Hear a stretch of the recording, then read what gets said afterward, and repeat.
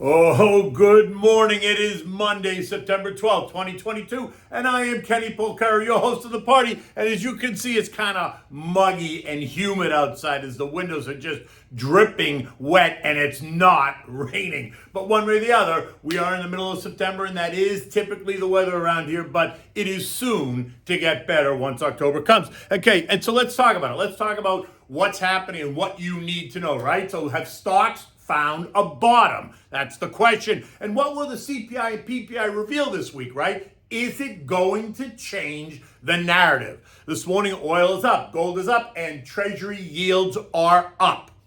Mortgages, HELOCs, and revolving credit is not nearly enough chatter about these credit costs, and I think that's going to start to be more in the spotlight. This morning, futures are up and Europe is up. And what do we have for dinner tonight? Well, we're going to try the roast sirloin, which is roasted on a slow roast, 275 degrees, but we'll get to that in a moment. So good morning, good afternoon, and good night, wherever you are in the world. Today is Monday, September 12th, 2022. And on Friday, I ended my note with this statement, if you remember.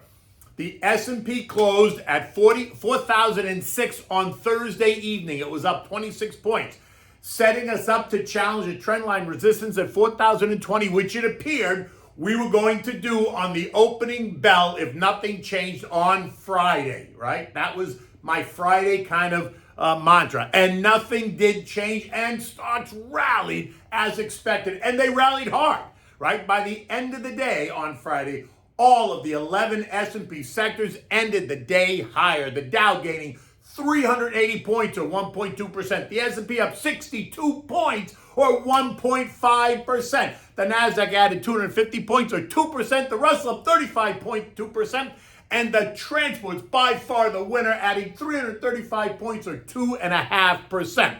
There wasn't any economic data to speak of that would have caused such a reaction, but there was some clarity offered by nearly all of the members of the FOMC committee, right? And J.J. Powell, the central banker himself, that helped to solidify the move up, which allowed U.S. stocks to post their first weekly gain in over a month. Rates are expected to move up by 75 basis points, period, the end. Now, they could not have made it any clearer, and if anyone misunderstood this, let me make it clear again. Rates will rise by 75 basis points on September 21st. Remember, investors have been skittish, right? Fearful about what the path of monetary policy was going to look like. Many asking questions. Could we handle it? Was another 75 basis points hike suggestive of a Fed that was getting a bit anxious themselves? Would inflation respond or not? Well, we don't know yet what any of those answers are, but JJ wants us to be okay with the path they're taking, assuring us that this hike will be the last 75 basis point hike that we will see. Not the last hike, just the last 75 basis point hike. In any event, much of the buying late last week was all about bargain hunting, right? Financials, consumer discretionary, tech, and communications all leading the way higher. And these are all sectors that are down fairly substantially year to date. As of Friday evening, the financials are down 12% year to date. Consumer discretionary down 19%. Tech is down 21%, and communications are down 28%. So when investors and traders and algos go bargain hunting, they all look for names and groups that have been under the most pressure, right? That makes sense, especially if you're looking for a quick trade and a bounce, that's going to make sense. But if you're looking for value in some of these beaten up names, that also makes sense. Now look, investors have become very bearish, which itself is a contraindicator. Bank of America suggests that their model, which takes hedge fund activity, credit and equity fund activity, has hit, they tell us it has hit rock bottom, which suggests sellers are exhausted. And then the Citibank Lefkowitz Index fell to minus 16, edging ever closer to that minus 17 number, which is a level that suggests panic. Both of these models leave the market in an oversold position, and that opens the door for buyers to take advantage. And then there's this building concern that we're about to get a rash of downward earnings revisions in the weeks ahead, right? Leading up to the next round of earnings reports, which start in just 1 month. And that has helped to push stocks lower over the past couple of weeks as well, essentially discounting the bad news ahead of actually getting the bad news.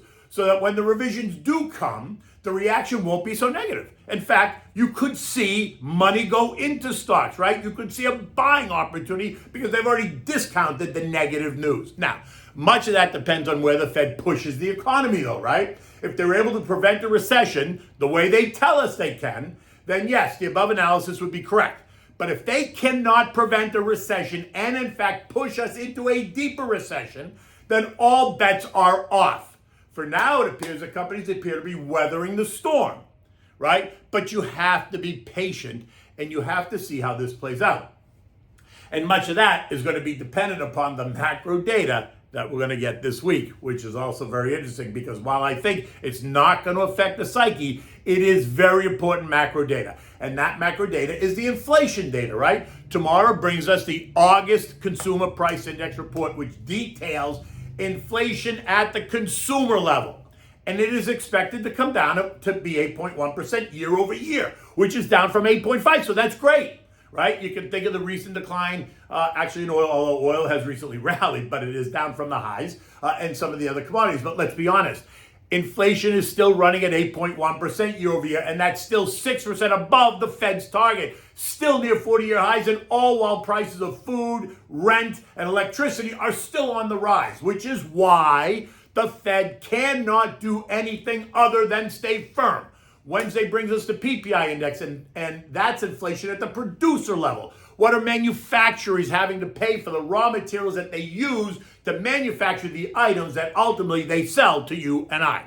Now, this is important because as the PPI goes, so goes the CPI. And if the PPI is also expected to show a decline for August, coming in at 8.8%, which would be down from 9.8%, a significant move lower, which will be reflected in next month's September CPI report, right? Because it takes 4 to 5 weeks for PPI data to sift through the CPI data. The Fed crediting the drop in cost to their very strong commitment to fighting inflation by raising interest rates.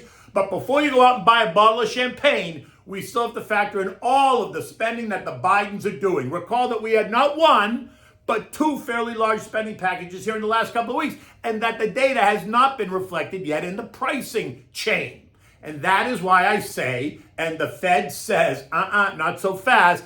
We have to see how all of this spending impacts the economy. And by most accounts, the brain trusts on the left say it doesn't matter, while the brain trusts on the right say not only does it matter, it's much more impactful than the left suggests. And that, my friends, is about to be decided in November. And while this is not playing politics, it is important to remember that politics do not price stocks in the long term, but they can cause havoc and chaos in the short term, right? But ultimately, that does create opportunity, which is why I say, hey, big boy, not so fast. Patience here can be a virtue.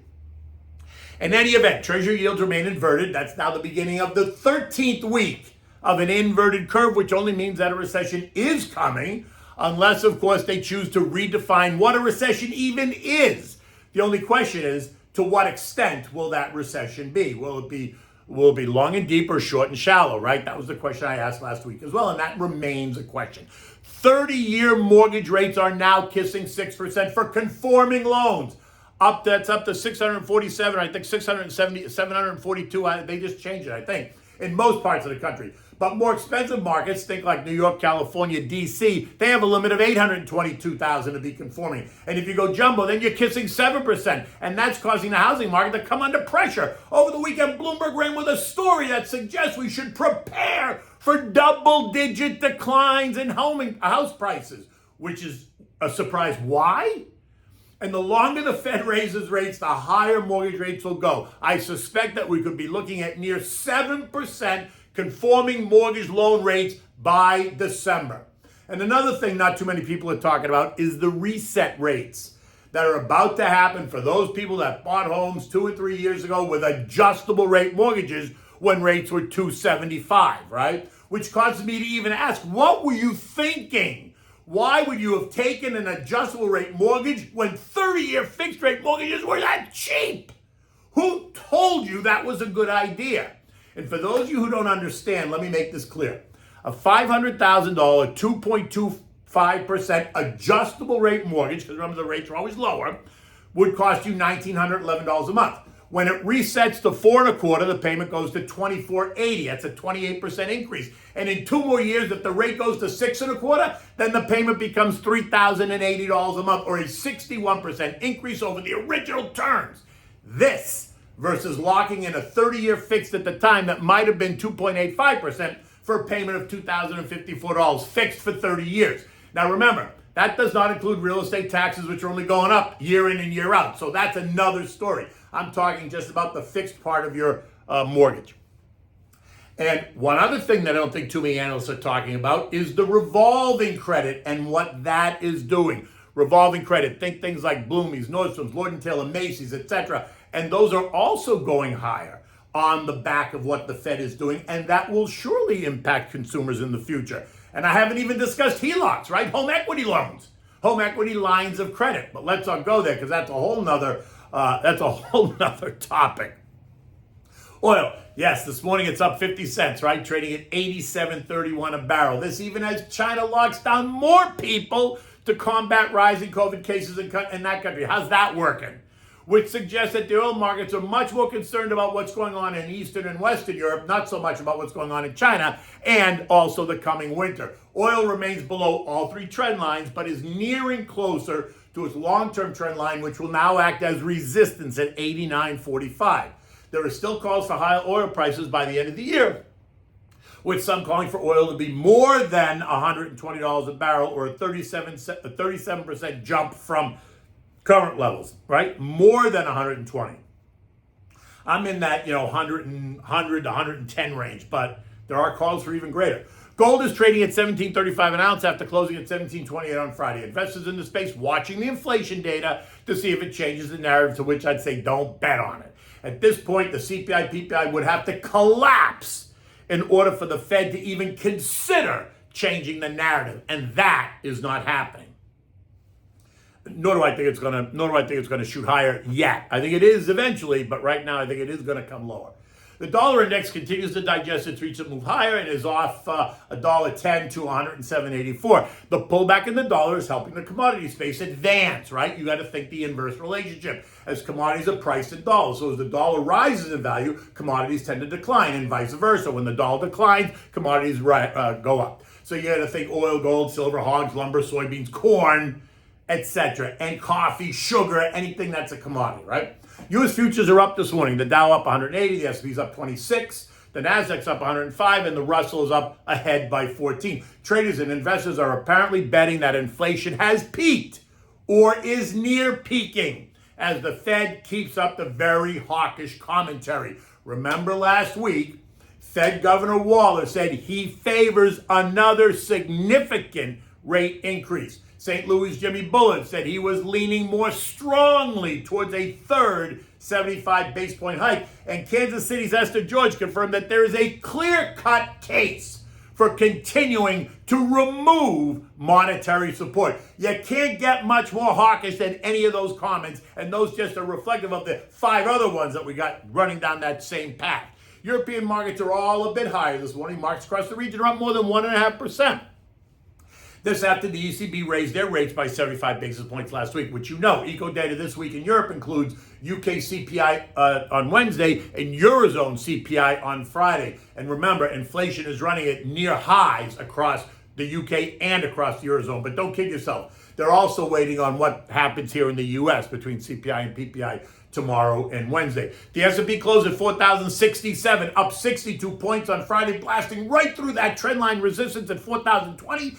And resistance at 4,031, leaving us now in the 4,020, 42.75 trading range, right? I suspect we're going to see a rally this week, even with the coming inflation reports due out tomorrow and Wednesday, because it's already been discounted. I remain cautious about the coming earnings revisions. Again, it'll be interesting to see how investors and traders and algos respond to those revisions. Was the sell-off over the past couple of weeks enough to change the narrative? And will the revisions be so large that investors need to reassess once again or not? In any event, I would not be surprised to see us test lower again. Not substantially lower, but I wouldn't be surprised before this stabilizes, right? Which only means stay focused, keep putting money away, hold it in cash if you're nervous, but get your shopping list ready. Remember, you'll never pick the absolute bottom, But if you stay in the game, you build for the future. Remember, in an environment like this, and I'll say it again, big and boring can be beautiful and offer shelter in the storm. So if you own good, solid, U.S. mega cap names in their sectors that are decent divvy payers, then sit tight and take advantage of the weaker prices that will bring down your average cost. Sectors to be overweight in, again, energy, healthcare, utilities, consumer staples all fit that bill. But you have to balance that with where you are in the life cycle. Remember, I keep saying that. If you're younger, you should take on more risk. And if you're older, you want to reduce that risk. Okay, what are we having for dinner tonight? We're going to have the roast sirloin. Now, this is really a delicious meal and so easy to make, right? You need to get yourself a nice sirloin roast, maybe 5 or 6 pounds. Season it with salt and let it rest for 20 minutes on the counter. While it's resting, you want to slice up fresh mushrooms, chop 2 large carrots, 2 large celery ribs, 1 large onion, select a nice bottle of red wine, maybe a Pinot Noir, and a can of low-sodium beef broth, and a can of tomato paste. You know, the paste that comes in the small can. You want to preheat your oven to 275 degrees. That's right, 275 degrees. After letting the sirloin rest, you want to season the beef with pepper now and then sear it in a frying pan, right? In olive oil. So heat up the olive oil really hard, put the sirloin roast there, sear it, making it brown on all sides, even allowing a crust to form. When you're done, place it in a V-rack in a roasting pan and put it in the oven uncovered. Allow it to cook for 2.5 to 3 hours. Or when it's ready according to your meat thermometer. Depends on how you want it. Medium, medium well, medium rare, right? After putting the roast in the oven, go back to the frying pan, add the chopped veggies to the oil and saute until it's tender to the same oil you used, right? Make that 8 to 10 minutes. Now, add the tomato paste and mix it well. The tomato paste will melt. Add a cup of red wine and stir. Bring it to a boil and let the alcohol burn off a bit, maybe 3 minutes. Now add the beef broth and simmer, stirring occasionally. Do not let it dry out, right? If necessary, you're going to add more broth. After about 30 minutes, taste it to make sure that it's good. You can adjust the seasonings if you need to. If it's all good, puree half of this mixture and then return it back to the saucepan. So you have some pureed and some whole veggies. When the beef is ready, take it out of the oven and let it rest for 10 minutes, covered in foil. Reheat the sauce, slice the roast, and arrange it on a plate, and then top it with the sauce. You can serve this with a big, large green salad, maybe one of your favorite veggies, maybe, a roasted sweet potato, or mashed potatoes even, or a green veggie. You could spinach, broccolini, broccoli, whatever you like, one way or the other. It'll be a delicious, delicious meal, and not so difficult to make. Until tomorrow, take good care.